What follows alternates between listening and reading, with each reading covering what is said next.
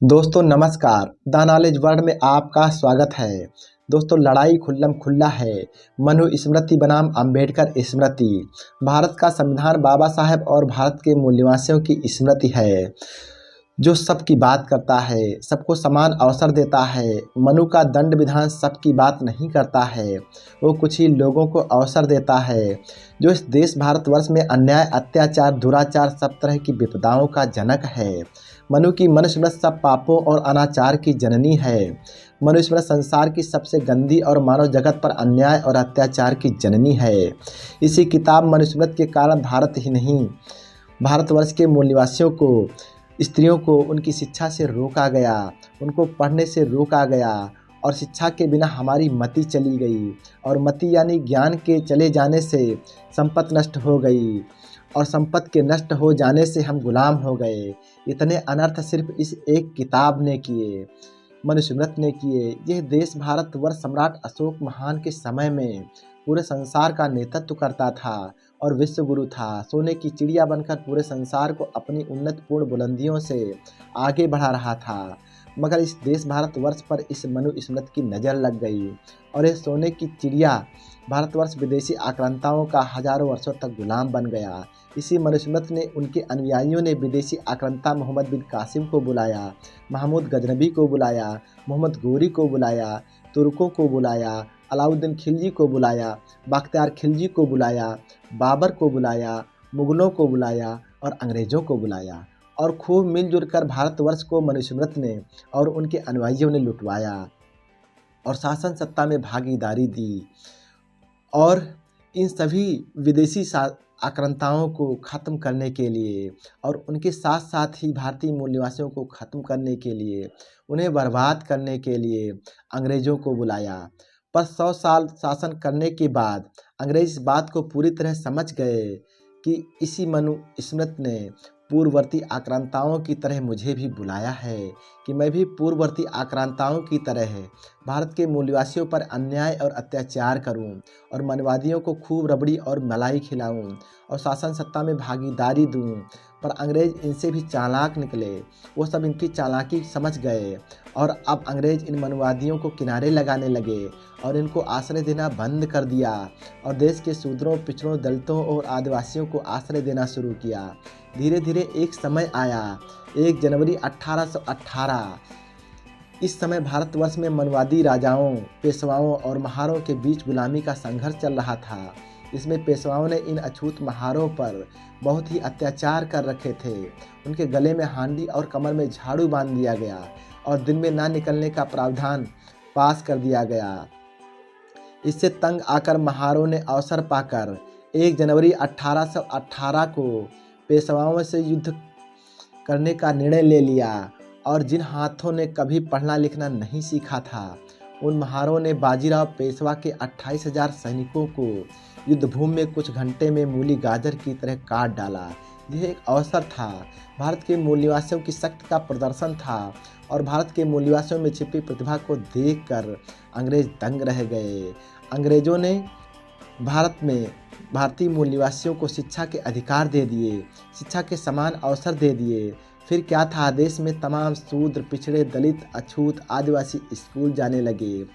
उन्हीं में से एक ज्योतिबा फूले भी थे। महामना ज्योतिबा फूले इंग्लिश मीडियम से उच्च शिक्षा प्राप्त एक महान समाज सेवी थे। उन्होंने अपनी पत्नी सावित्री फूले को शिक्षा दी और वह एक शिक्षक बन गईं और महिला शिक्षा का इस देश भारतवर्ष में पहला स्कूल माता सावित्रीबाई फूले ने माता फातिमा शेख की मदद से खोला। दोस्तों, भारतवर्ष में शिक्षा की शुरुआत हो गई। भारत अपनी बुलंदियों की नींव को मजबूत करने लगा। धीरे धीरे एक समय 14 अप्रैल 1891 आया, जब बाबा साहेब का जन्म इंदौर की महू छावनी में एक महार परिवार में हुआ। बाबा साहेब ने देश में अंग्रेजी माध्यम से सबसे अधिक शिक्षा प्राप्त की और इस तरह वे भारत ही नहीं पूरे संसार के महान विद्वान बन गए। और उन्होंने अपनी और भारत के मूल निवासियों की स्मृति में एक पुस्तक का निर्माण किया, जिसका नाम भारत का संविधान है, जिसने सबसे पहले भारत के लोगों को शिक्षित होने का अधिकार दिया, समानता का अधिकार दिया, निर्वाचित होने का अधिकार दिया, धार्मिक आज़ादी का अधिकार दिया। इस तरह से बाबा साहब ने बहुत सारे अधिकार देकर हम भारत के शूद्रों, पिछड़ों, दलितों, अछूतों और आदिवासियों की आज़ादी का एक महान अवसर दे दिया। आज हम सब उन अवसरों को पाकर, पढ़ लिख कर इस देश के बड़े बड़े पदों पर बैठे हुए हैं। आज इस देश की कुर्सी पर जो सबसे बड़ी महामहिम राष्ट्रपति की कुर्सी है, उस पर एक महिला जो कभी नहीं बैठ सकती थी, बाबा साहब की कृपा से उस कुर्सी पर आदिवासी महिला बैठी हुई है। एक प्रधानमंत्री जो देश की ताकत है, जिसके हाथों में इस देश की ताकत है, वो कुर्सी पर विराजमान है। बड़े बड़े सांसद जो दलित हैं, आदिवासी हैं, जो कभी संसद की तरफ देख भी नहीं सकते थे, आज 148 सांसद देश की संसद में बैठे हुए हैं। तमाम महिलाएं जो प्रधानमंत्री का पद तो क्या, वो निर्वाचित तक नहीं हो सकती थी, वह मुख्यमंत्री प्रधानमंत्री के पद पर आसीन हुई हैं। ये संविधान की ताकत है। प्रशासनिक सेवा में आईएएस से लेकर और चपरासी तक सब जगह पर आज शूद्र, पिछड़े, दलित, आदिवासी आपको मिल जाएंगे। ये हमारे संविधान की ताकत है और पूरे संसार में आज भारत अपने खोए हुए गौरव को प्राप्त कर अपनी बुलंदियों की तरफ अग्रसर है और भारत का शोषित वर्ग बाबा साहब के दिए गए संविधान से आज़ाद है और अमन चैन से स्वतंत्रतापूर्वक अपने घर व महलों में जीवन जी रहा है।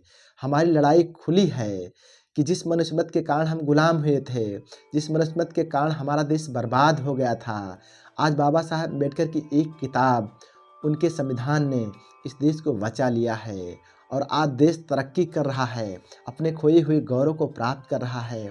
इसलिए बाबा साहब भीमराव अंबेडकर ने 25 दिसंबर 1927 को भारतवर्ष को और उसके मूल निवासियों को गुलाम बनाने वाली इस किताब को जला दिया था, जिसे मनुस्मृति दहन दिवस के रूप में जाना जाता है।